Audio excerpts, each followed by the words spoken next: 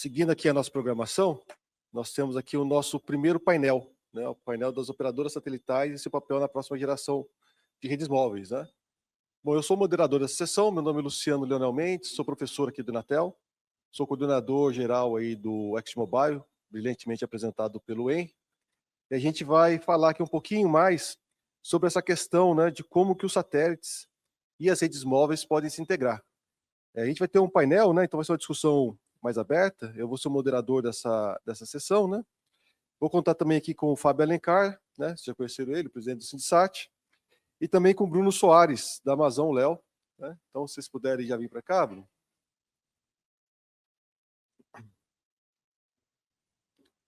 Então, nós temos aqui...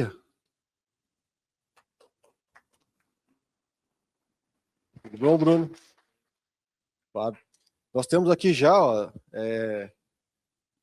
um ponto que o Sérgio comentou, né, na fala dele, né, que nós temos aí um mercado muito pujante aí para novos players, né, novas pessoas. Então, a gente tem aqui duas gerações, né, muita competência sentada aqui junto nessa nossa mesa. Eu vou primeiro me apresentar, né, só para saber um pouquinho mais sobre o meu histórico, né, depois eu vou pedir para vocês fazerem o mesmo, certo? E aí a gente entra na discussão. Bom, eu atuo aqui no Inatel desde 2001 como docente, sou formado aqui no Inatel, fiz mestrado também aqui, doutorado na Unicamp e pós-doutorado na TU Dresden, na Alemanha. E trabalho com redes móveis desde 2013. Antes disso, eu trabalhava com TV digital. Então, eu sei muito bem como importante é o papel do satélite na vida das pessoas, tanto na parte do entretenimento quanto na parte da conexão. A gente sempre teve nas nossas vidas, né, desde a década de 60, 70, a presença do satélite como um sistema de integração.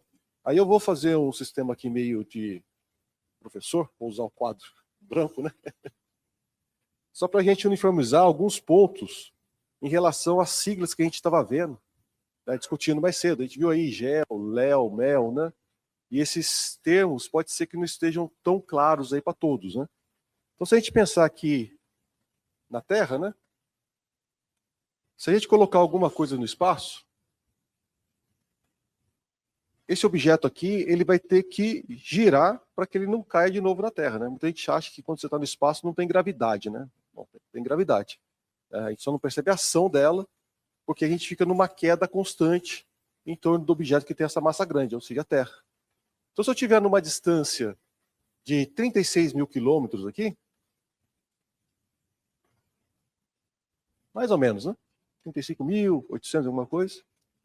Esse objeto, para ele não cair na Terra, ele tem que girar na mesma velocidade que a Terra. Então, quem está no solo e olha para aquele objeto lá no alto, é como se ele estivesse parado. Então, por isso que você pode colocar uma antena apontada para um ponto no espaço e ela vai ficar sempre direcionada para aquele satélite. Então, você não precisa se preocupar com o movimento relativo do satélite com relação à Terra, porque ele está parado com relação a quem está no solo, certo? E isso é muito útil, porque aí você consegue cobrir toda uma região com um único satélite. Qual é o probleminha dessa solução? É que 36 mil quilômetros é longe para burro, né? Então, para o sinal ir lá e voltar, você precisa ter, primeiro, muito tempo e, segundo, muita potência, certo? Então, você vê que as antenas são grandes, se você vê as antenas de quem transmite, né, faz a alimentação desse satélite, são antenas enormes. Então, isso aí é um desafio. E o tempo que o sinal dela para ir e para voltar também é significativo. Quando você usa isso para um sistema que é unidirecional, por exemplo, para distribuição de sinais de TV, funciona muito bem, porque você tem um ponto de alimentação, isso volta para um monte de pessoas, é extremamente viável do ponto de vista econômico, certo? E isso ficou muito famoso aqui no Brasil, chamado TVRO. Aquelas antenas grandes, parabólicas, parecia aquela tela de galinheiro em volta, né? Ficava apontado. Quem é mais antigo lembra disso, né? Os mais novos talvez não lembram, né? Essas antenas mudaram agora para aquelas menorzinhas, né? Que são as antenas offsets, né? Que a gente chama da Sky, né? Que eu estava trabalhando numa frequência um pouco mais alta, mas o mesmo princípio, certo? Então a antena fica parada, sempre olhando para um ponto no espaço que está parado. Esses são os satélites geoestacionários, certo? Aí quando você quiser falar assim, bom, mas está muito longe, eu quero diminuir o tempo de resposta. Então eu vou baixar esse satélite, vou colocar ele aqui para baixo. Mais ou menos aqui 20 mil quilômetros. Certo? Mais ou menos, essa faixa aí. O que acontece? Se eu deixar esse satélite na mesma velocidade que a Terra, ele vai cair de novo na Terra. Para ele não cair, ele tem que ir mais rápido agora. Certo? Então tem que acelerar ele para ele girar mais rápido, e aí ele não cai na Terra e mantém órbita. Certo? Aí gera um problema. Que agora ele está mais perto, eu preciso de menos potência para alcançar ele, mas ele está girando agora mais rápido. Ou seja, a minha antena não pode ficar parada no céu para eu pegar aquele satélite. Se eu quiser acompanhar aquele satélite, eu tenho que apontar para ele acompanhando o tempo todo. E um satélite só não cobre todo o território, porque vai ter que nascer outro satélite, vai ter que aparecer um outro para eu conseguir fazer isso. Então começa a aparecer agora as redes de satélites para fazer a cobertura global. Né? E aí, você pode trazer esse satélite mais para perto ainda, para algo aqui em torno de 2.000 quilômetros. Né? Então isso aqui a gente chama de MEL. Né? Esse aqui é o nosso MEL, esse aqui é o nosso GEL. E esse aqui é o LEO, que é de órbita baixa. Está bem pertinho da Terra. Como está bem pertinho, o tempo de resposta fica pequeno, a latência fica baixa, a potência fica bem mais baixa, certo? Só que aí eu preciso ter essa rede muito grande, essa rede densa, que a gente ouviu falando da Starlink, né, da OneWeb, essas outras redes também agora que a Amazon está surgindo. Então a gente vai discutir bastante sobre essa questão desses satélites que estão aqui pertinho, certo? Que é os satélites que estão sendo integrados com maior intensidade, embora tenha também integração com os outros, né, mas esses LEOs estão fazendo a grande diferença na que a gente chama de convergência de redes móveis com redes satelitais. Isso é interessante, pessoal, porque quando a gente fala de integração dessas duas redes, é uma coisa que de fato está quebrando o paradigma. Porque quando a gente olha lá, até pegando a fala do Sérgio de novo, tem o pessoal que vai para satélite, esse mundo do satélite, né? Essa área de atuação do satélite, né? Aí você pode falar assim, pô, mas aí não é telecom? Por que essa diferenciação? Porque até o surgimento da rede 5G, as redes satelitais tinham uma evolução tecnológica, um caminho de percussão, uma questão de mercadológica, que era totalmente diferente da rede terrestre. Era muitas vezes vista como uma concorrência. Fazer a comunicação via satélite concorrendo com a rede terrestre. Esse paradigma ele deixou de existir com o surgimento da rede 5G. A rede 5G ela permite agora que tecnologias chamadas de não 3GPP, e o que é 3GPP? 3GPP é quem fala o que tem que ter no celular, certo? Então quem é 3GPP é o que está dentro do celular. O que não é 3GPP é o que não está no celular.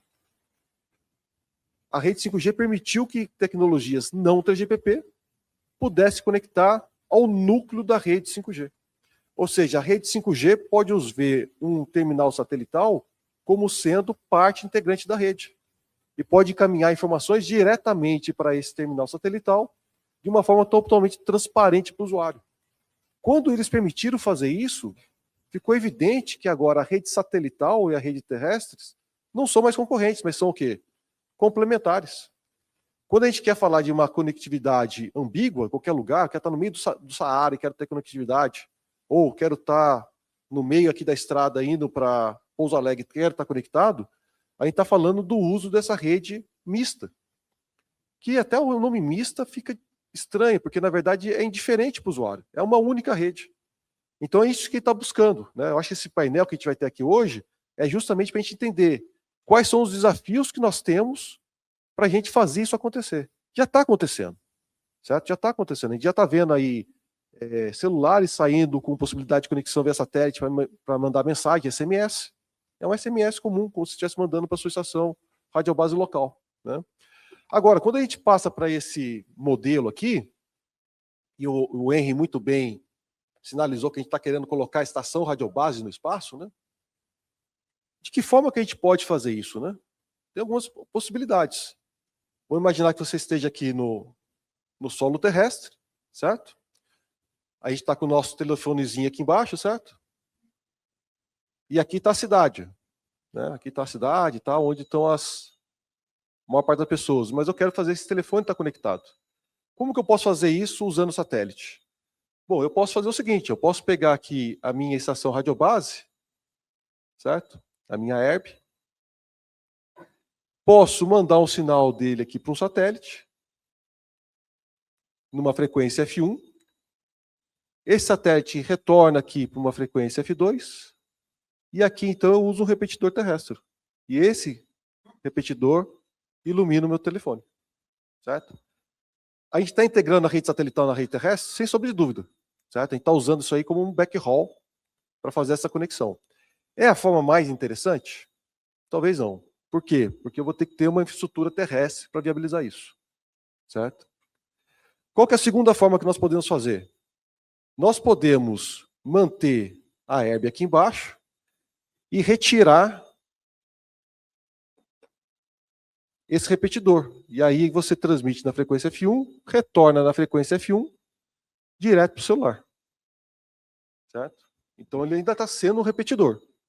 Já melhora o cenário, já não tem mais ter aquela estrutura no chão. Agora, o melhor de tudo é eu colocar essa herb aqui em cima. E é isso que a gente está tentando fazer. Certo? Ou seja, a estação radiobase, ela está lá no espaço. E qual que é a vantagem disso? Você pode colocar parte do processamento, inclusive, dentro dessa herb. A gente está vendo aí que a rede 5G e a rede CG estão servindo aí como um portal para IA, certo? Muito daquilo que a gente está querendo fazer de IA passar a acontecer dentro do sistema da rede móvel. Para que isso? Para você ficar mais perto do usuário. É o que a gente chama lá, tirar da nuvem, colocar no fog, né, na névoa, ou então na borda, certo? Então como é que a gente faz isso? Eu tenho que colocar funcionalidades da rede 5G dentro do satélite, inclusive da parte de processamento. A gente viu o IPO da Starlink, por exemplo, lá o negócio é mais, vamos chamar assim, desafiador, né? Eles querem colocar toda a parte da nuvem em satélites e colocar isso no espaço, né? Então tem toda uma dificuldade técnica para fazer isso, dissipação de potência e tal, mas o IPO da SpaceX foi grande parte em função dessa promessa, certo? De colocar capacidade computacional no espaço, né? E a gente está falando exatamente disso agora. Como que a gente consegue fazer com que essas coisas aconteçam? Quais são os desafios para isso acontecerem? Nós temos desafios de diversas ordens, né? Embora a rede 5G tenha nascido para fazer essa integração com o satélite, você colocar a herb lá no espaço tem suas dificuldades. Por exemplo, a forma de onda que é usada na comunicação terrestre. Ela foi desenhada para vencer desafios relacionados à propagação no meio terrestre, reflexões em prédios, em pessoas. Não tem nada disso com o espaço. Será que essa é a melhor forma de onda? A melhor forma de você transmitir informação com um sinal eletromagnético? Quais são os desafios que você colocar essas características aqui, né, na Terra, né, no sinal satelital? Um deles é lidar com a questão da eficiência energética. A variação da amplitude do sinal ao longo do tempo é muito difícil de ser amplificada por um satélite. Então você tem uns problemas que precisam ser resolvidos.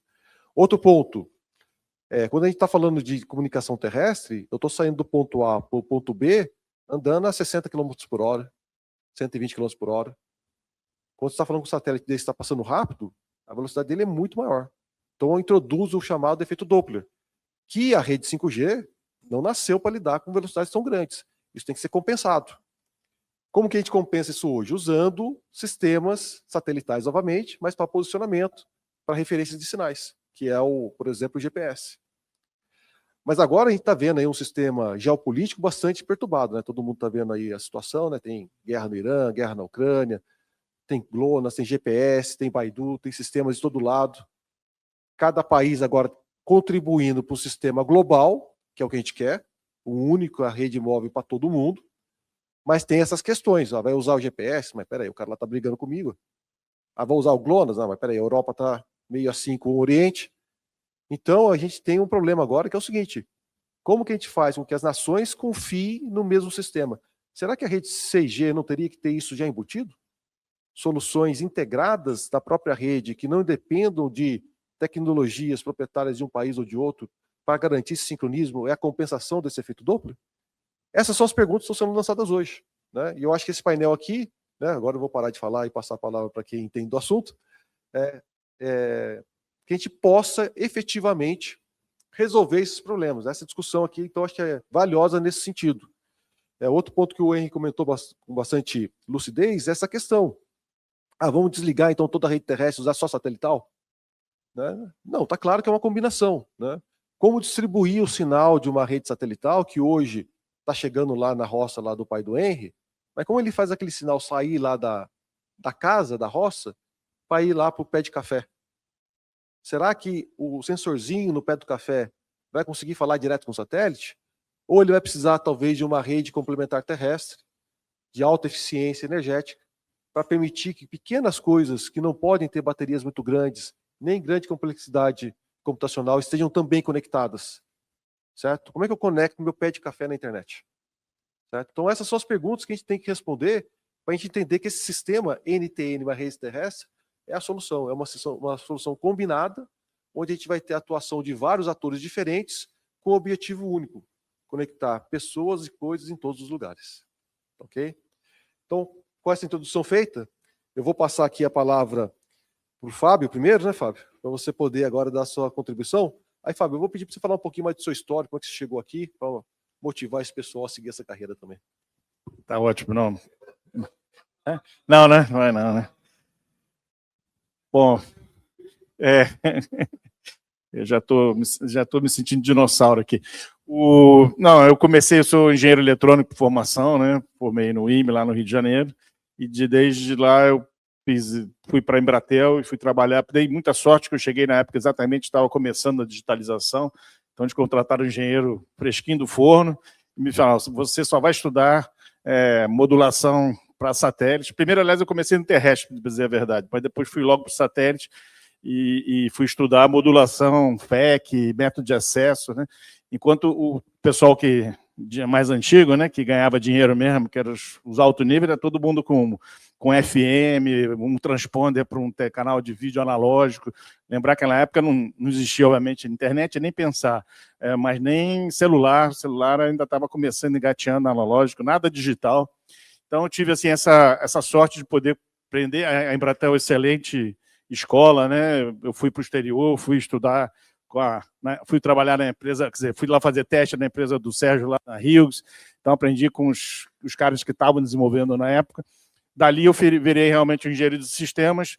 Depois fui mudando, fui para a área mais de marketing, e aí acabei cedendo ao lado negro da força e vim para o lado comercial. Virei diretor de vendas, passei a trabalhar com vendas, mas, para ser sincero, até hoje a minha mentalidade é de engenheiro de sistemas, é de integração.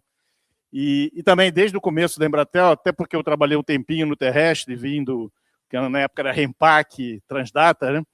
Eu sempre olhei para o satélite como mais um meio de transmissão. Fiz também projetos de rádio, né? Começamos a fazer rádio micro-ondas digital, que, né, ninguém sabia fazer na época direito. Então, a gente começou a fazer. Para mim, era tanto fazer apontar 36 mil quilômetros ou apontar o outro lado da Baía da Guanabara. É só um transmissor que vai usar uma forma de onda com uma modulação, um FEC. Aliás, eu sempre tive dificuldade de entender, porque vocês vão ouvir, na área de transmissão sempre fala muito frequência, banda S, banda L, banda KU, banda C. Não pode, satélite na Amazônia não funciona em KU. Eu passei por essa fase quando estava ainda fazendo cálculo de enlace para a Sky, quando a Sky vinha para o Brasil. A gente tinha um mito aqui que só funcionava banda C. Banda C, faixa ali de 5 GB, de 3 a 6 GB. KU nunca vai funcionar, faixa já acima de 10 GB, né? Obviamente, espero que todo mundo, né, já saiba, mas assim, quanto mais alta a frequência, mais rápida a atenuação do espaço livre. O professor Henrique explicou bem aqui. Então, eu sempre falei, nunca entendi esses dilemas, né? Tudo é questão, tamanho da antena, margem de enlace, cálculo, potência. A antena ficou... Mas aí não é mais meu problema. O cálculo eu faço. Se sabe implementar, se tem custo, esse é outro problema. Então, assim, a minha formação de engenheiro, até hoje, 40 anos já de mercado, sou realmente... agora venda só, né? Fico olhando a engenharia só ali né, como hobby, mas é importante ter essa noção, entendimento de tudo que o Luciano comentou aqui. Então, dali eu fui para várias empresas. Hoje eu estou na SES, a SES, ou SES, que é uma grande empresa europeia de Luxemburgo, por incrível que pareça, Luxemburgo, país pequenininho, mas que tem uma tradição de satélite e realmente é em Luxemburgo. Eu estava na Embratel em 1986, quando fundou a SES, e a gente teve o primeiro diretor, CTO da SES, veio do Brasil. Era pessoa que trabalhava lá com a gente na Embratel, foi contratado no Luxemburgo. Eu falei: o que vocês vão fazer em Luxemburgo de satélite, né? país não precisa nem, com uma torre de televisão já cobre tudo, né? Para que satélite no Luxemburgo? Mas eles arrancaram desde aquela época com um projeto de exatamente distribuição, o DTH, que é a distribuição de televisão direto à casa, né? Direct to Home, que é o TVRO que a gente chama aqui, e foi um grande sucesso. A empresa hoje é a maior do mundo em termos de gel, lá nos 36 mil quilômetros do oceano. Nós temos 100 satélites e veio consolidando. Mas hoje em dia tem várias órbitas. Também a SES trabalha com MEL também, que é, de novo, mais voltado para o mercado de dados. O GEL é o satélite, eu vou explorar isso, para quem aguentar ficar até o final do dia, né? Eu vou explorar isso na última sessão ainda, vou falar do TV 3.0 e comentar, por exemplo, o GEL, de cara já falou, o GEL é o broadcast, como é o broadcast no terrestre, né, a televisão, o GEL faz a mesma coisa, ou seja, a área de cobertura é grande, você manda o mesmo sinal para vários lugares. Então, ele continua tendo uma característica importante no mercado. A gente hoje pensa só em LEO e MEL, né, por causa da característica de internet, de tráfego de dados. Mas o GEL continua sendo chave na parte de televisão, por exemplo. Então, só concluindo a carreira, basicamente isso, várias empresas de satélites. Hoje eu estou como presidente do Sindicate, VP da SES, então, para a América Latina. E, não, muito feliz de estar aqui com vocês. Eu não sei, eu tinha uns slides, não sei se vai... Eu já, depois da apresentação do professor Henrique, do professor Luciano, eu nem preciso usar mais os slides. Então, eu vou... Vocês já viram tudo aqui. Mas eu vou tentar dar um tom, agora que eu sou comercial, né? Vou falar mais do dinheiro, porque é importante, acho que a gente lembrar disso, né? A gente, na academia, né? A gente vai estudar, vai ver as coisas e, no final... O custo, o dinheiro, né? O custo e a receita, né? Ou seja, o valor que aquela solução traz, ele é fundamental. Não adianta você ter, né, uma solução tecnológica se ela não dá valor para o cliente. O valor é de várias... Eu prefiro o valor do que preço, do que custo, do que qualquer outro tipo de valor, porque é isso que as pessoas realmente reconhecem, né? E só começando, de novo, os exemplos aqui, o professor Henrique falou das estradas, todo mundo falou, eu sempre uso, todo mundo já está cansando, quem estiver vendo no remoto vai dizer, lá vem ele de novo, eu sempre uso o meu exemplo pessoal. Eu moro no Rio de Janeiro, eu tenho uma casa em Petrópolis. Petrópolis, vocês conhecem as segundas cidades grandes? Não, Itaipava é só um bairro de Petrópolis, para quem não sabe. Então, Petrópolis tem um raio enorme. Então, eu estou na fronteira de Petrópolis com Areal, já é uma área quase rural. Eu tenho uma casa lá. Lá eu não tenho nem 2G. Então, de novo, eu tenho hoje satélites da Rio, sempre faço propaganda aqui do Sérgio. Tenho satélite de outro que eu não posso dizer o nome, né? Valdemor, o lado mais negro da força ainda. E não tenho cobertura de nem 2G, nem 1G que eu brinco, nem 1G eu tenho lá. Então, aquilo que a gente falou aqui do 2G, poder ser, né? Estamos anos atrasados, né? Ou 3G, quisera eu ter 3G lá no meu celular. Ia ser, né? A minha mãe de 91 anos não consegue falar comigo, ela não consegue ligar no WhatsApp, que eu consigo fazer. Então, precisava realmente da cobertura lá. E isso é só um exemplo. Olhando o Brasil, aqueles números também que o professor Henrique mostrou, eu arrisco dizer que a gente não cobre nem 10% da geografia com um serviço 4G, não vou nem falar de 5G ainda. Até porque eu acho que o 5G ele está tendo um problema para mim, que ele não está entregando muitas coisas que foi prometido na época que a gente fez todo o desenho, né? E isso eu falo globalmente, não é Brasil.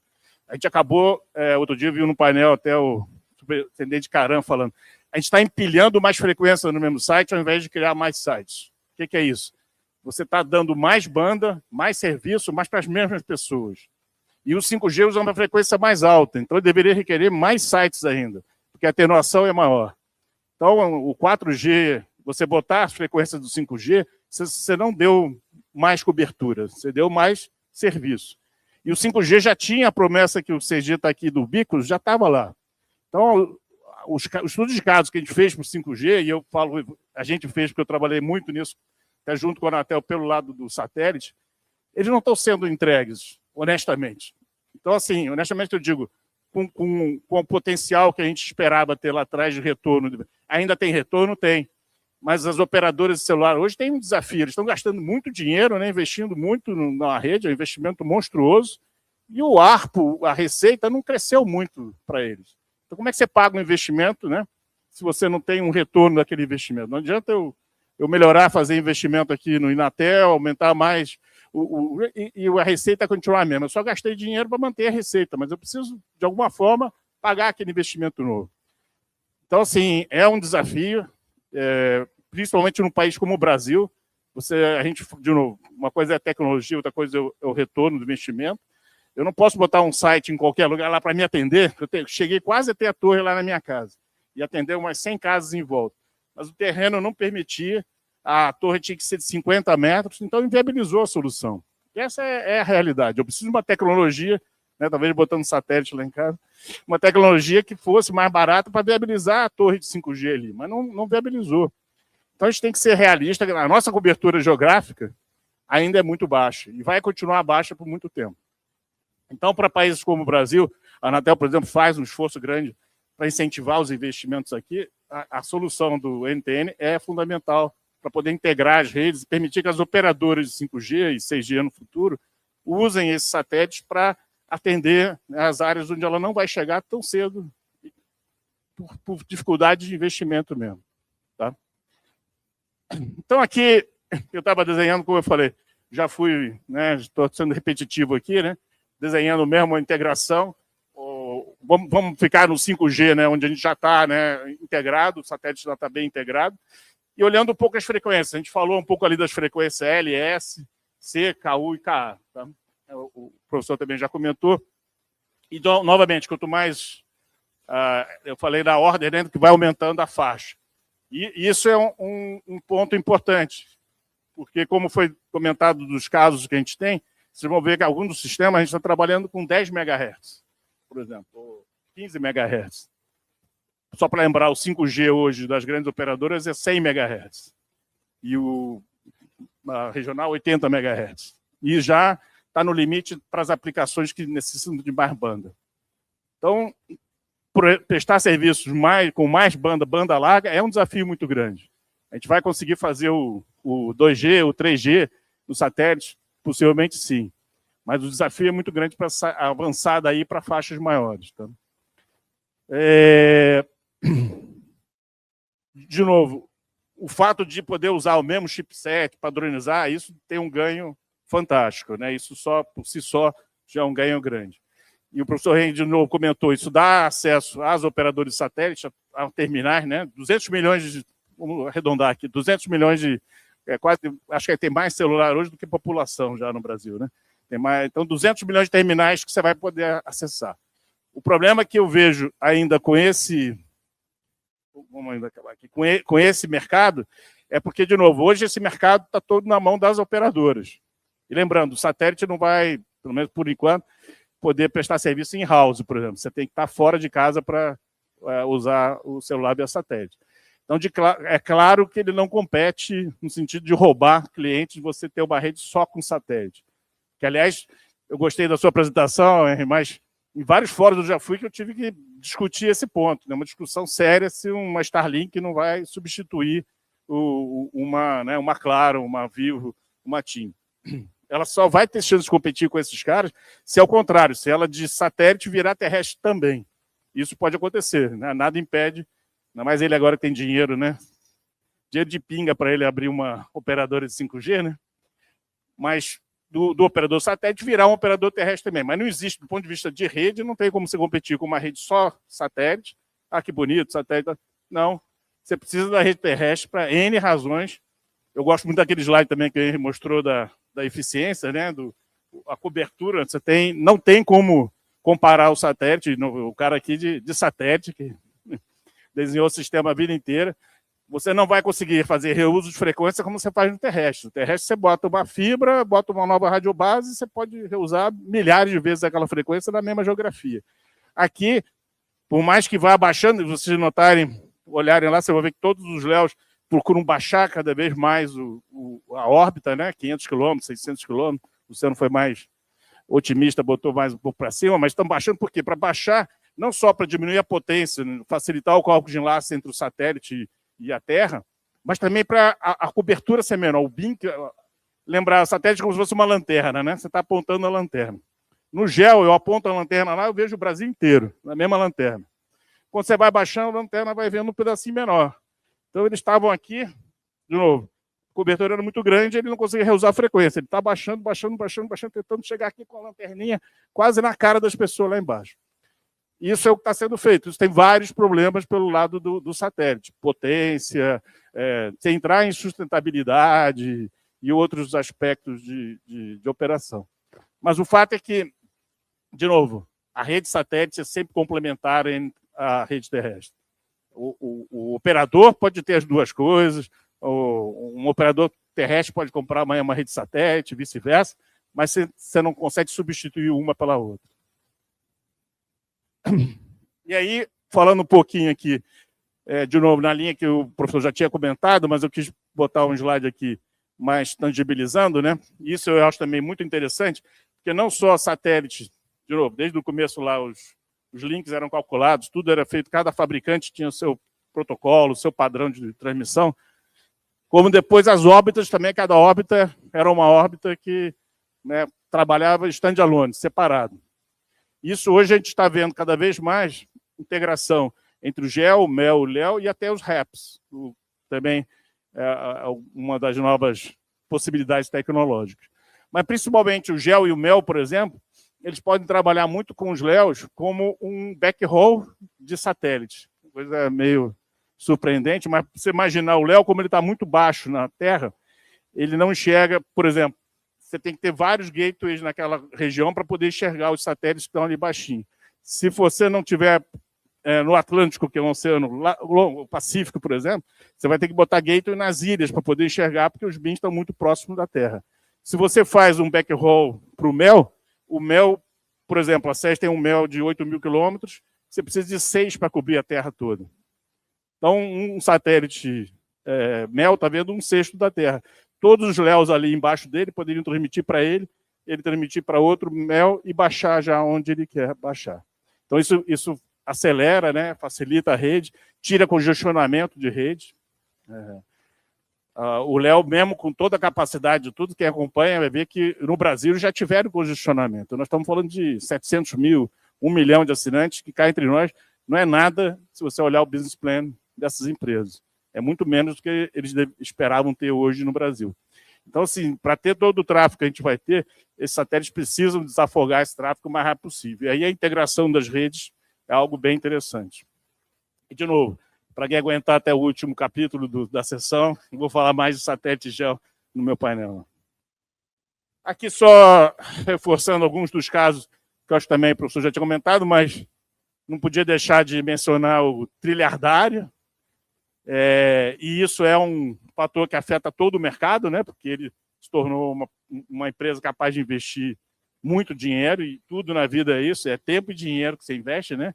Lembrando que, né, tecnologia é importante, mas tempo e dinheiro fazem a diferença, não subestime ninguém com tempo e dinheiro. A Amazon, o Bruno pode falar melhor aqui, mas também teve a sua grande aquisição. E, de novo, só para o Sérgio ficar feliz, a gente não adquire o espectro. O espectro é vamos assim, como se fosse uma autorização do governo para você usar o espectro. Cada país tem controle sobre as suas frequências, o espectro. Eles dão uma concessão para você explorar aquele espectro por um tempo limitado. Então, as empresas fazem comprar uma ou outra, comprar quem tem o direito, comprar assim, o direito de usar o espectro de uma certa forma. Mas comprar o espectro em si, na verdade, não acontece. Mas isso tem sido a grande briga, né? Porque o espectro normalmente é um bem finito, bem limitado, e estava nas mãos de algumas empresas que estavam fazendo um tipo de aplicação, e agora novas empresas entrantes estão adquirindo. E, finalmente, eu quis colocar a AST, porque também é uma das pioneiras nessa área do NTN satelital, está crescendo. Eles têm um satélite gigantesco, uma antena gigantesca, é um desafio enorme, mas eles estão crescendo no modelo europeu. Isso também, acho que os últimos eventos, né, mundiais, guerra e tudo, e não só guerra, mas mostrou que esse é um problema com as constelações, né? Como os países terem certeza que não vão ficar na mão de uma grande big tech internacional, vocês sabem quem eu estou falando. Então, assim, é importante ter várias soluções. Aqui eu falei, por exemplo, de um europeu, 2 americanos, e tem a SpaceX, por exemplo, vindo com um chinês, que, aliás, eu acho que tem mais outros na China, eu não acompanho muito bem o mercado, mas com certeza na China deve ter mais uns 3 ou 4 fazendo Léo também, que eles sempre incentivam várias competições, vários competidores do mesmo terreno. Finalmente, eu esqueci de falar na minha primeira apresentação, esse é o lema que eu uso no Sindicate já há 4 anos, desde que a gente começou, mais de 4 anos talvez, desde que a gente começou a trabalhar com o 5G, e o 5G chegou tirando o espectro da gente, né? Então, o espectro hoje, que se usa de 3.6 a 4 GB, ele era um espectro usado pelo satélite. Então, nosso primeiro momento com o 5G foi de briga por espectro. Então, era GSMA, era o inimigo mortal das associações de satélite. Hoje a gente aprendeu a conviver melhor, já trabalha em harmonia, vamos dizer assim, mas sempre com uma brigazinha por espectro. Mas o satélite, o objetivo é esse, com certeza, de conectar todos, o tempo todo, em todo lugar. E esse é um grande desafio, né? Você não basta dar mais para um pedaço pequeno, às vezes, da população, ou mesmo população grande, você não pode deixar excluído. Isso vai ser que nem... Comunicação hoje é que nem água, né? Que nem luz. Você não pode deixar 2% que seja da população sem acesso à conectividade. Então, esse é um objetivo que a gente vai estar sempre trabalhando, integrado com a rede terrestre, com certeza. Obrigado, acho que... Muito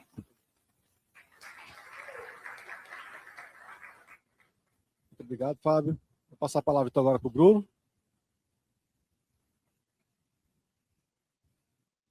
Oi. Estão me ouvindo aí? Bom dia. Meu nome é Bruno Soares Henriques. Eu sou criado, vim de São Paulo para Santa Rita do Sapucaí em 1998 para fazer a escola técnica de eletrônica. Depois saí da ET, vim para o Inatel, formei aqui em 2006. Enquanto estive aqui, fui aluno de algumas figuras ilustres que aqui estão, que me deram algumas notas muito ruins ao longo do tempo, então tem que conversar depois. Meu professor de comunicações via satélite aqui. E saindo do Inatel, né, como engenheiro de telecom, que era o que tinha, engenheiro eletricista, modalidade eletrônica com ênfase em telecomunicações, eu fiquei um tempo trabalhando aqui no próprio Inatel Competence Center e depois fui para o Rio de Janeiro. Decidi mudar de área, fui trabalhar em TI. E assim como o Fábio, né, falou que deu sorte, entre aspas, sorte, porque acho que é isso que acontece em todas as gerações, né? Ele estava na fase justamente da transição de modulação digital. Quando eu saí para o mercado de trabalho, estava na fase da migração das redes IP. Né? Tava todo mundo indo para IP, então aquela história lá de frame relay, ATM, SDH, aquele negócio, estava tudo morrendo, estava todo mundo migrando para IP, e eu saí com o conhecimento de redes IP, então consegui navegar, né, bastante bem aí nessa área, e foi justamente por isso, neste momento, que eu migrei para o setor de satélites, lá no Rio de Janeiro, fui trabalhar na Gilat, uma empresa israelense, fabricante de equipamentos, que eram equipamentos satelitais de geração anterior, que estavam migrando e que precisava de gente, né? Eu entrei lá como um engenheiro de pré-vendas, depois fui para vendas também, depois voltei para trás, depois fui de novo. Isso eu acho que é legal, né? A gente sempre pensar, carreira não é algo linear, a gente pode sempre buscar coisas novas, diferentes, isso faz muito bem para todos nós. Agora, o nosso background, né, aquilo que a gente aprende aqui, né, o que eu aprendi na escola técnica, o que eu aprendi no Inatel, isso vai ser parte de mim, isso vai ser o meu diferencial para sempre, independente do que eu faça. Né? Mesmo se amanhã eu decidir virar empreendedor, isso sem dúvida nenhuma vai ser um baita de um diferencial. E aí, entrei nesse mundo satélite, contando bit, eu costumo dizer, né? Porque os links eram de 64 kilobits por segundo, 128 kilobits por segundo. Eu era o responsável por desenhar toda a rede, o projeto, o link budget, né? Garantir que os clientes conseguiriam ser atendidos com essas velocidades absurdamente extremas.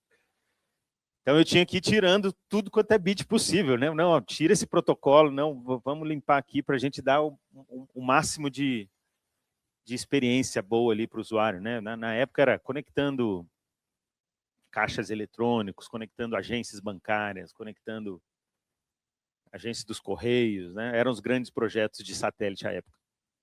Em banda C, em banda KU, ainda não tinha banda K, e aí foi nessa época que eu fui para a Visiona. O Emilco não está aqui, né?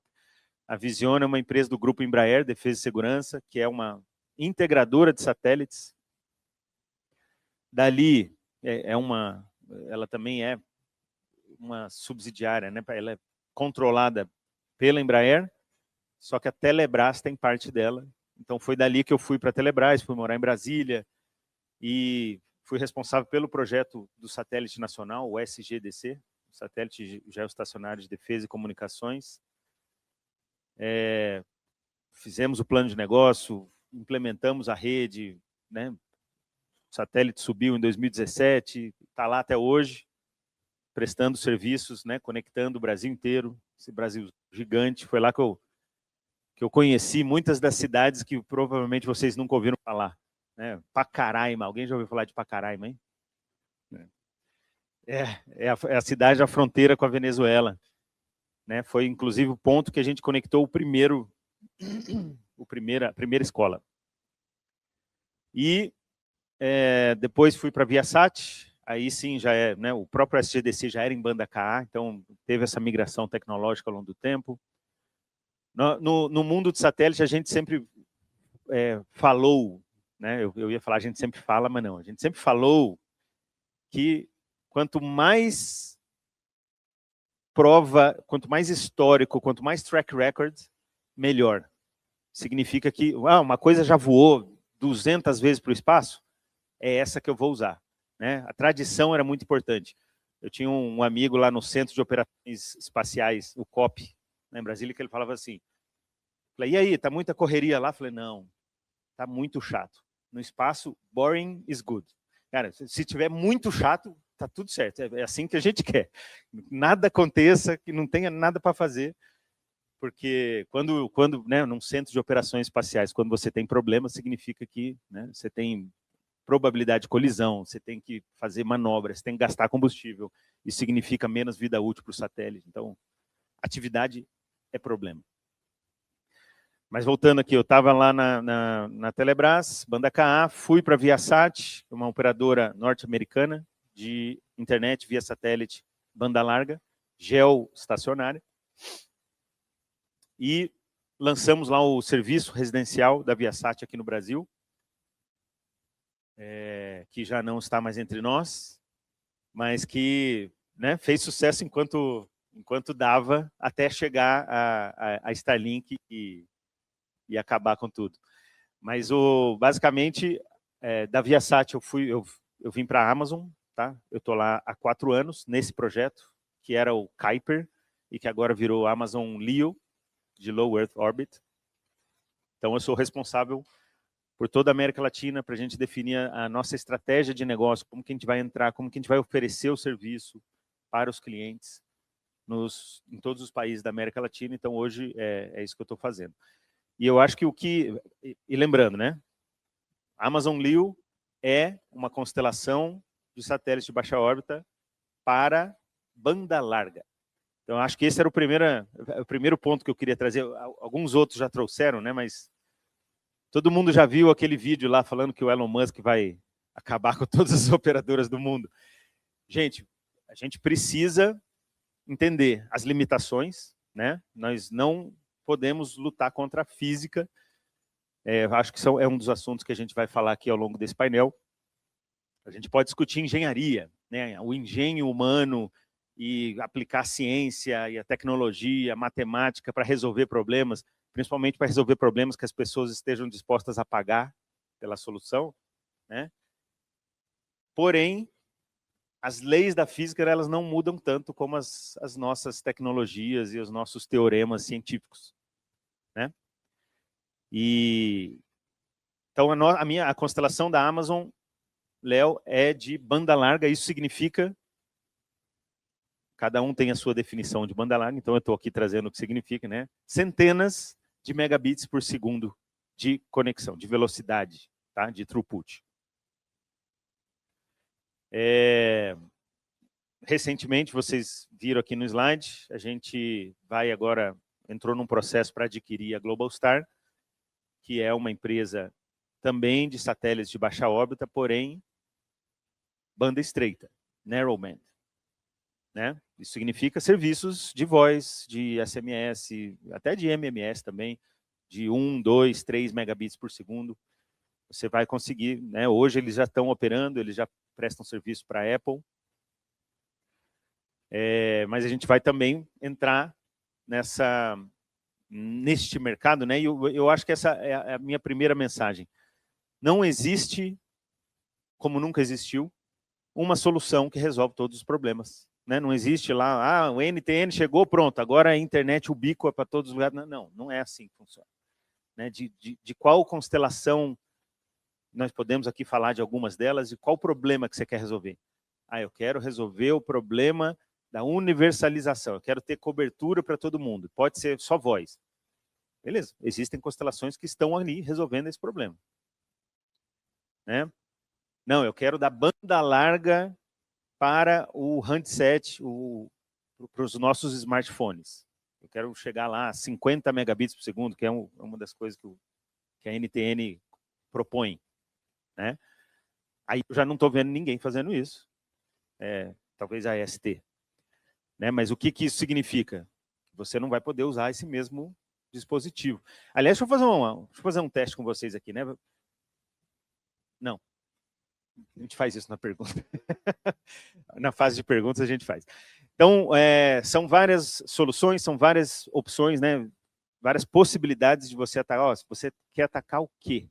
É IoT, é machine to machine. Ok, são 100 kilobits por segundo. A gente tem solução que consegue endereçar isso de forma economicamente super eficiente. Você não vai precisar colocar uma antena da Starlink, que custa R$ 1.500, que pode chegar até 300 megabits por segundo. Você não precisa de 300 megabits por segundo para conectar um device que, né, se você não precisa daquele consumo de energia, daquele tamanho de antena e daquela velocidade, você tem soluções mais apropriadas para isso, né, para conectar uma vaca, por exemplo. Né? Já, por outro lado, a gente também não pode pensar que as limitações desse nosso aparelhinho querido aqui que fica no nosso bolso, que elas não vão afetar principalmente comunicações que estão a centenas de quilômetros de distância. Eu acho que o Henry trouxe um fato relevante, que hoje está todo mundo muito falando, cara, qual é o limite ali entre o que é espaço e o que é atmosfera? Né? Não vou nem entrar na linha de Karman lá de 100 km. O que eu queria dizer é satélites, ou seja, objetos produzidos por seres humanos que orbitam a Terra, satélites artificiais, eles não conseguem, né, a gente, devido à velocidade, a limitações da física, a gente não consegue operá-los abaixo de 350 km de altitude. Ponto. Física pura. Certo? Então, se você quiser alguma coisa abaixo de 350, você vai precisar falar de balão, de avião, de drone, de algum veículo não tripulado que não é satélite. E aí, quando a gente fala de satélites a 350 km de altitude, ele tem que estar extremamente, absurdamente rápido, né? E ele vai gastar muito combustível. Isso significa vida útil reduzida. Tá? E nem sempre vida útil reduzida é algo ruim. Né? Eu lembro certinho na minha época, quando eu entrei nesse mundo de satélites, os satélites, eles tinham lá um requisito de ter 15, 20 anos de vida útil, e isso faz com que os satélites sejam caríssimos. Você precisa colocar 3 vezes mais bateria, porque você sabe que as baterias vão falhar ao longo do tempo. Você precisa colocar 5 vezes mais painéis solares, porque você sabe que vai ter meteorito, que vai danificar o painel, ou seja, você tem que continuar gerando energia no satélite, por causa dessa vida útil muito longa que os projetos de engenharia de satélites necessitavam no começo. Hoje, quando você tem mais acesso ao espaço, né? E por que temos mais acesso ao espaço? Porque a gente tem conseguido desenvolver tecnologias, né? Ponto para o Elon Musk. Ele deu conseguiu dar um salto, né? Principalmente com o Falcon 9, com relação ao acesso ao espaço. Ainda falta muita coisa, tem muita coisa por vir, né? Estamos falando da Blue Origin, do New Glenn, do Vulcan Centaur, da ULA, a própria Ariane Space, né? Então a gente tem lançadores, isso eu só falei dos ocidentais, né? Tem também os russos, os chineses, os indianos, tem muita gente, os países avançando em projetos de acesso ao espaço, e isso possibilita que a gente fale, olha aqui, não precisa fazer um satélite com 15 anos de vida útil, vamos fazer um de 5. E aí você reduz dramaticamente o custo, você reduz a qualificação dos materiais, né? Porque essa é uma outra dificuldade. Sempre que você quer colocar alguma coisa no satélite, você precisa qualificar ele para o espaço. Você precisa testar vibração, temperatura, variação de temperatura. Ele precisa operar em extremos de menos 40 a mais 60 graus em menos de 2 minutos de diferença. Em 2 minutos ele varia 100 graus. Então são componentes eletrônicos que custam muito caro, e quando você começa a reduzir a necessidade de vida útil do satélite, você começa a reduzir também custo, melhor acesso ao espaço, possibilita inovação, e aí sim abre o caminho para tudo que a gente vai falar a partir de agora. Então, obrigado. Obrigado, Bruno. Antes de a gente passar aí... Estão me ouvindo? Então, né? Antes de a gente passar para a fase de perguntas, né, eu só queria fazer 2 highlights aqui das falas do Fábio, né, e do Bruno, né? Interessante, né? 2 gerações, e a gente vê essa importância da formação alinhada com o mercado, né? Um saído de uma geração analógica para digital, a formação acadêmica alinhada com o mercado permitiu que ele entrasse no mercado e fizesse diferença. Depois o outro, saindo de um mundo já digital, mas agora passando para IP, de novo, né? Uma instituição de ensino alinhada com o mercado pode causar uma diferença enorme, porque coloca as pessoas certas no momento certo para fazer essa diferença do mercado. E também gostei da sua fala, Bruno, da questão que a gente estava, justamente, acho que estamos passando por isso agora de novo, né? Você falou do IP, né? O IP foi uma tecnologia criada para uma comunicação terrestre, para ser muito confiável, né? Ou seja, praticamente indestrutível em termos de encontrar um caminho novo. Só que quando você vai para o satélite, né, toda essa proteção acaba criando também um overhead, que no novo cenário não é necessário. Então você pode ali, né, melhorando, você falou tirar os protocolos, né, reduzir o overhead para transferir maior capacidade. Eu acho que a questão do 5G está acontecendo isso também, né? O Fábio comentou aqui que a gente tinha uma expectativa muito grande com relação ao que o 5G ia oferecer em relação ao 4G. Eu acho que isso, a academia mundial também teve um papel, muitas promessas, todo mundo... Eu lembro quando eu fui na inauguração do 5G em Valência, no IUCNC, a abertura foi uma comunicação tridimensional, né? O pessoal falando no palco com holograma e falando que aquilo estava acontecendo sobre o 5G, né? Aí eu pensei, rapaz, que 5G que é esse, né? Aí fui ver o detalhe, tinha uma fibra passando de um prédio para o outro, né? O 5G era o core, né? E aí isso gera expectativas, né? E que a gente vai vendo hoje, né, uma dificuldade de entregar aquelas promessas. E aí, para a gente começar aqui, antes de abrir a pergunta para o público, né, eu queria começar justamente com isso, né? Vendo essa questão dessa junção tecnológica de 2 mundos, né? Terrestre e satélite. Vendo a questão comercial de 2 mundos diferentes. De novo, terrestre e satélite, né? Como é que cada um de vocês, começando pelo Fábio, vê essa perspectiva, né, dessa integração dessa constelação satelital com a rede terrestre? Como que isso acontece do ponto de vista de mercado? E quais são as limitações que você já vê assim, de uma integração que evitaria uma simbiose muito rápida? O que a gente tem que vencer ainda para isso acontecer? Bom, boa pergunta, né? Eu comentei um pouco, né? Falei um pouco desses... Tem muita... Como é que eu vou dizer assim? Muito rumor, né? E tanto os trabalhos em conjunto, você vê já empresas, grandes operadores 5G grandes se associando com empresas de satélite para lançamento de serviços. Acredito que, de novo, o caso da Apple com a Globostar é um bom exemplo de algo pequeno, mas que traz uma relevância.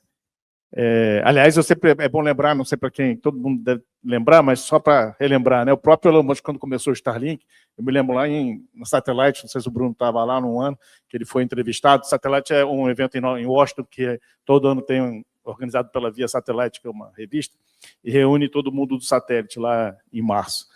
E tem o keynote speaker, já foi o Jeff Bezos, foi um dos keynote speakers, mas um ano foi o Elon Musk.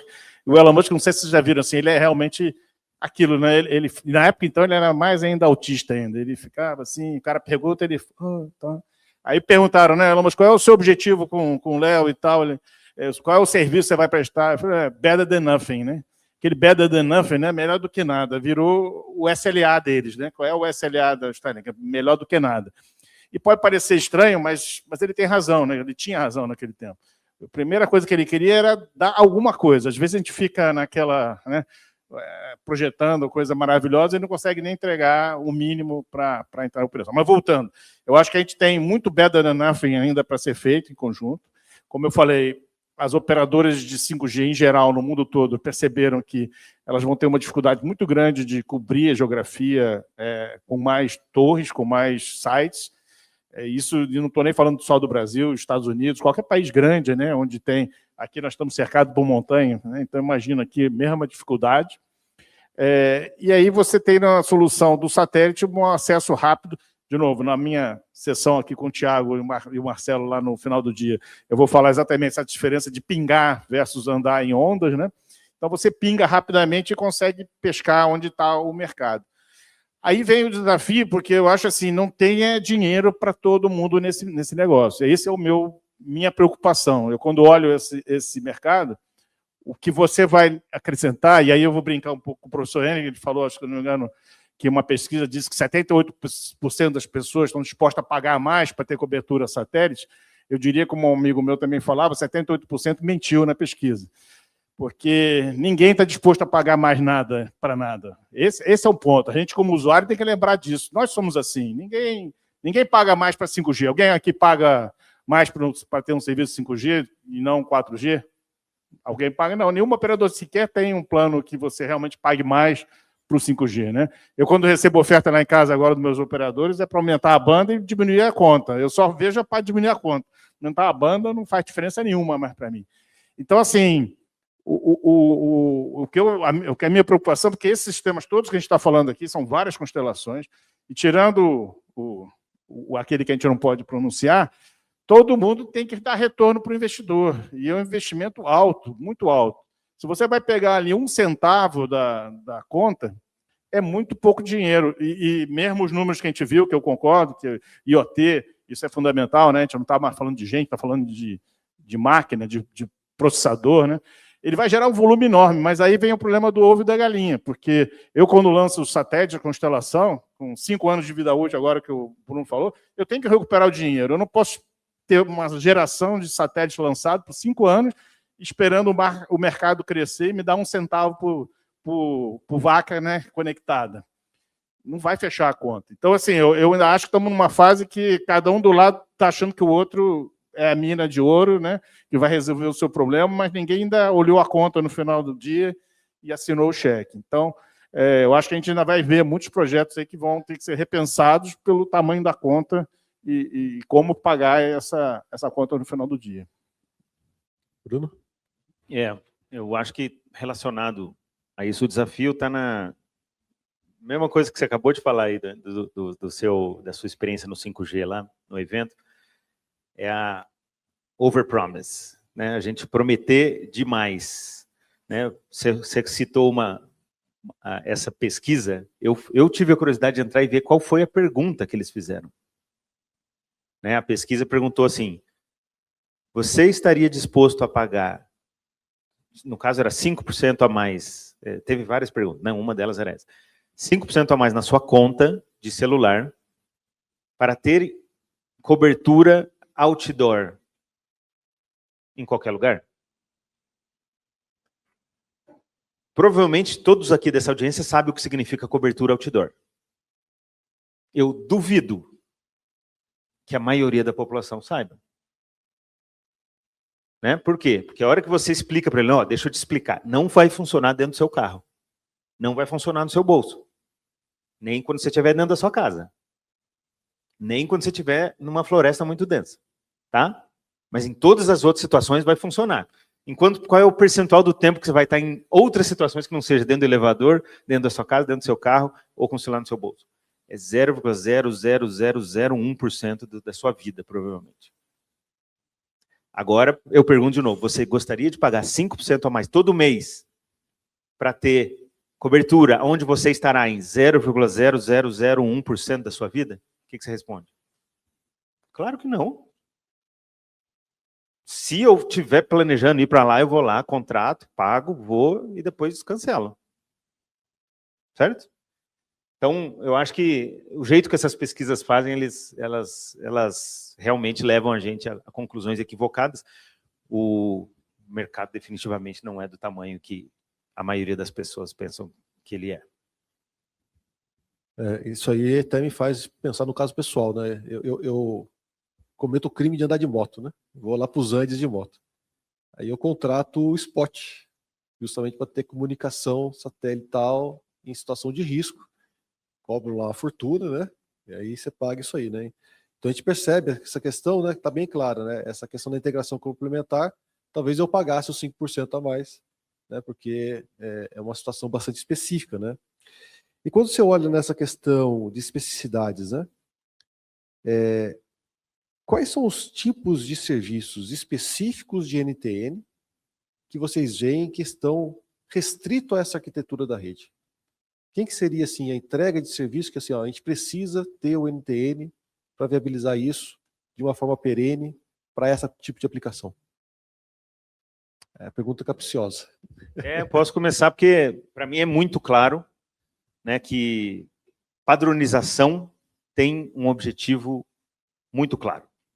É reduzir custo.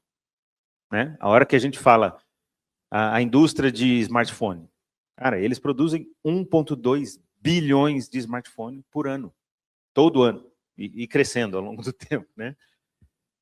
Então, uma empresa que produz um chipset, um módulo lá, um processador e uma memória para esse tipo de ambiente, ela consegue amortizar todo o investimento dela e falar, cara, eu vou produzir agora 10 bilhões de unidades.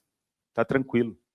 Vai ter custo competitivo, isso significa que o seu equipamento ele vai reduzir de custos e isso significa que você vai ter mais mercado. Né? Quanto menor o preço que você cobrar, mais pessoas vão comprar. Qual que é o preço que se paga na padronização? Eficiência e flexibilidade. Certo? Eu vejo isso todo dia na Amazon. A gente, o nosso é um device proprietário, né? A gente simplesmente fala, olha, mudamos de ideia aqui. Tira o conector daqui, reduz o tamanho da memória, muda ali o cabo, muda o conector. Mudou, não precisa pedir para ninguém, não precisa falar nada com ninguém, a gente faz porque é mais eficiente, porque é melhor para o cliente, é melhor para o negócio, e ponto final. Quando você está falando de padronização, você não pode fazer isso. Então você perde a flexibilidade e você perde eficiência, porque você poderia utilizar mais daquele espectro. Então, voltando, respondendo a sua pergunta, para aplicações de massa. Massa, quando eu falo massa, eu estou falando de mais de 100 milhões de clientes no mundo inteiro. Né? Abaixo disso, eu sinceramente não consigo ver essa necessidade de falar, cara, tem que ter NTN. Não. A própria Starlink aí, ela vai conseguir chegar aí próximo desse número, tudo proprietário. Né? Agora, se ela falasse, não, o meu objetivo é ter 1 bilhão de clientes. Aí não tem dúvida. Tem que ter padronização, tem que ir para o NTN e tem que construir esse ecossistema que hoje né, o 5G tem, que é a coisa mais bonita do 5G. O IoT seria esse caminho, então? Exatamente.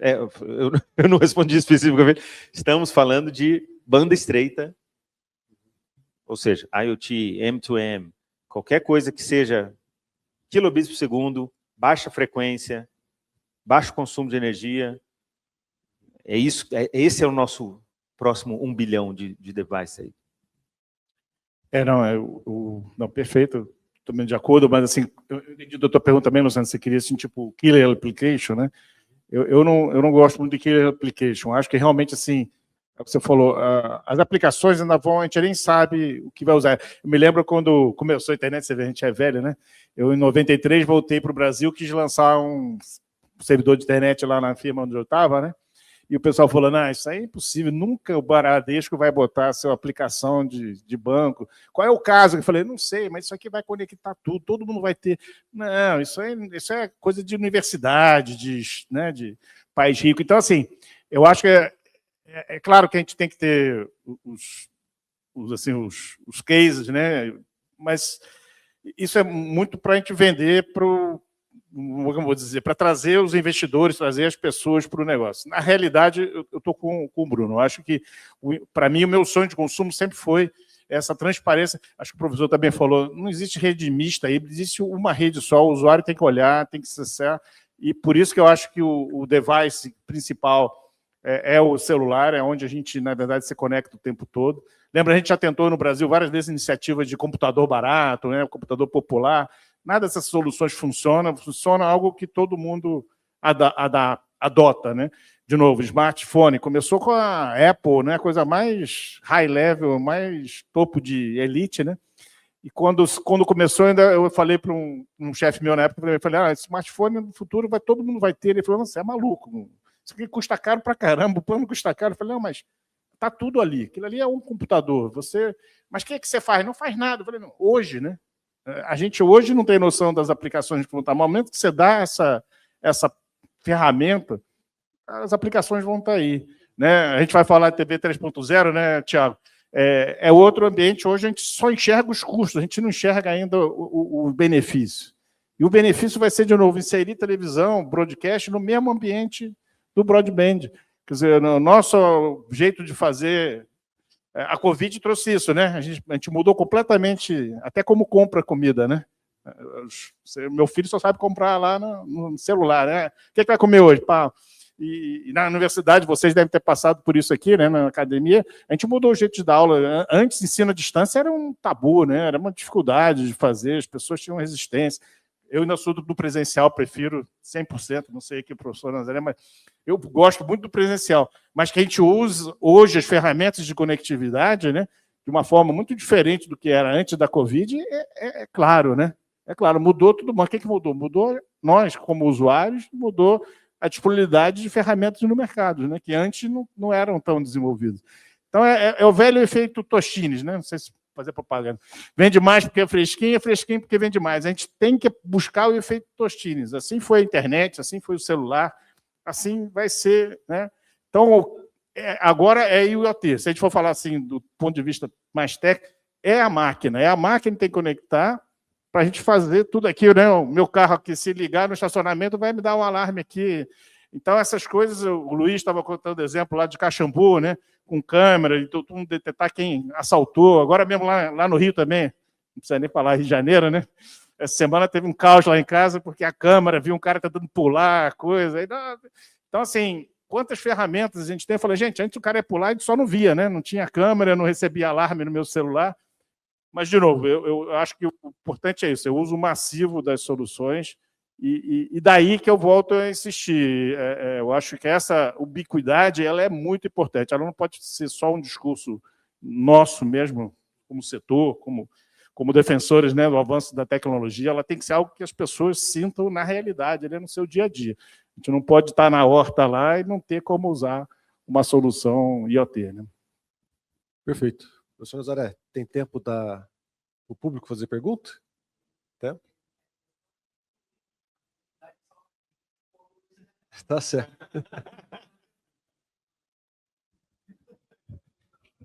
Já ameaçou, já está uma ameaça.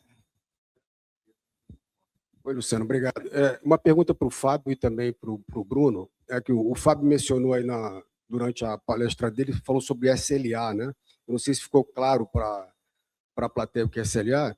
Então, eu queria que você e o Bruno falassem, você sobre o SLA que o mercado oferece, principalmente as constelações Léo, em particular o líder de mercado, e o Bruno, o que o Bruno pretende a Amazon Leo oferecer em termos de SLA para o mercado. Obrigado. Não, boa pergunta. Isso, desculpa, né? A gente sempre fala, e eu aqui, eu sei que a Inatel tem né, o expertise todo no setor, então às vezes eu falo as coisas e não comento. Mas SLA é Service Level Agreement, né? Mas é a qualidade do serviço. Então é o que nível de qualidade. E satélite, a gente sempre trabalhou, desde, de novo, eu trabalhei na Embratel, Intelsat, todos os pioneiros, sempre buscou 99,9999, quer dizer, até porque espaço, como o Bruno falou, você não tem como mandar o cara lá para dar manutenção, né? Então, o conceito, o nosso mindset de engenheiro de satélite é que o serviço, o equipamento e o serviço tem que funcionar o tempo todo, não pode falhar. Então, esse é um conceito muito forte no satélite. E, obviamente, os clientes pedem isso, né? A Globo não pode ficar um segundo fora do ar, né? Tal. Só que isso mudou. Então, daí que vem aquele SLA que eu falei do Elon Musk, de melhor do que nada. Se você olhar hoje também, nas transmissões, a gente aceita um SLA, a gente como usuário, e o celular né? Volta e meia cai, você sai da área de cobertura. Nós fomos baixando esse nosso... Para poder ter acesso a certa tecnologia, você baixa um pouco o seu requisito, o que faz todo sentido, é o compromisso entre custo e qualidade. Não adianta ter um troço última, né, e custa $1 milhão. É melhor ter um que custa $2 e eu perco um pouquinho.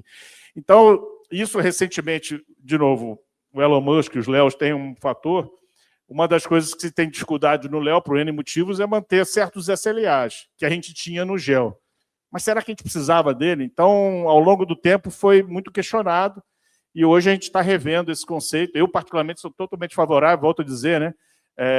Eu brincava de novo na minha casa lá em Itaipava, que eu fiz, de novo, fiz cálculo de enlace da Sky, da Claro, tudo, e eu falava, nossa, eu nunca vi o sinal da minha televisão, do DTH da Sky, vamos botar, interromper por causa de chuva. E a pessoa falou, não chove, não cai, né? Mas antes do sinal cair, acabava a luz na minha casa. Então eu estava preocupado se tinha luz, não estava preocupado com o sinal do satélite. Aí um dia eu consegui, lá, não, honestamente, quando um dia a luz ficou, aí eu vi assim, aí minha mulher falou, você não está pagando a conta, você parou de pagar a Sky, por isso que cortaram o sinal. Eu falei, não, isso se chama atenuação com chuva. Paga a conta, lá que o sinal volta. Então, assim, isso eu acho que a gente tem que sempre ter esse equilíbrio. Como engenheiros, eu acho que vocês têm que colocar isso na equação. Não basta ser o melhor, o carro mais sofisticado, o equipamento mais sofiscado, ele tem que caber no bolso dos seus clientes. É o valor. O Luciano falou aqui do spot. Se você está lá morrendo de fome no meio do pico, pô, aquele negócio vale pra caramba. Mas numa outra situação, não. Então, assim, é o valor. Por isso que eu falei, não é preço, é tudo valor. Se você aquilo enxerga valor ou não. Se eu vou aumentar a produção da minha horta, se eu vou ser capaz de vender para a China a minha produção de mel em Santa Rita, ou pé de moleque aqui, né? Se eu vou exportar para a Índia e vou vender 1000 vezes mais, o que eu estou investindo, de repente, em comunicação é desprezível naquilo. Agora, se eu invisto para... Outro exemplo, quando eu botei o primeiro banda larga, eu estava na NET na época, aí botei lá em casa, óbvio, né? Botar os poderosos 256 kilobits bidirecional, full time. Uma mulher, de novo, minha esposa olhou e falou, tu quer gastar dinheiro nessa porcaria? É para jogar videogame, né? Para que eu vou fazer com isso se a América Online aqui, discado, 56K, funciona super bem? É tudo valor. Para ela não tinha valor nenhum. Hoje, obviamente, você não tirar a banda larga da casa de uma pessoa, é melhor tirar o fogão, né? Não tira a banda larga. Então, era só isso. Só complementando reforçando o que eu acabei de falar, né? Cada solução tem a sua característica. Dando o exemplo da Amazon Leo, né? A gente não, o tráfego não do satélite para a gateway não sai para a internet, né? A gente concentra o tráfego na nuvem, num backbone da AWS que a gente tem, e é dali que ele pode sair para a internet, ou não, né? Você fala, não, eu quero ir para a nuvem, entrego o tráfego na minha rede privativa. Então, é uma grande diferença de topologia de rede, O que nos permite implementar SLA. Né? Porque quando você sai para a internet fica mais difícil. Não vou falar muito mal do SLA da internet aqui, porque tem a turma do Nick aqui. Mas você não consegue se comprometer com o SLA se você está na internet, certo? Quando você está na sua rede privativa, você consegue se comprometer. Então, eu acho que SLA também depende de topologia, depende da necessidade do cliente. Né? Quem vai precisar de, cara, eu preciso de velocidade garantida aqui, são aplicações críticas. Né? O cara que depende disso para conectar os seus sistemas lá de RP, de CRM, indústrias e outros tipos de... Né? Não é todo mundo que precisa de SLA muito alto. Né? Então, é isso. Bacana. Vamos saber que a qualidade sob demanda depende da arquitetura, né? Isso é uma coisa interessante, né? Bom, pessoal, não vou mais interromper aí o café de vocês. Vamos terminar aqui. Vamos agradecer mais uma vez o Fábio e o Bruno pela excelente explanação. Obrigado a vocês dois. Obrigado por virem aqui hoje. Né? Então, mais uma vez, vamos agradecer os dois.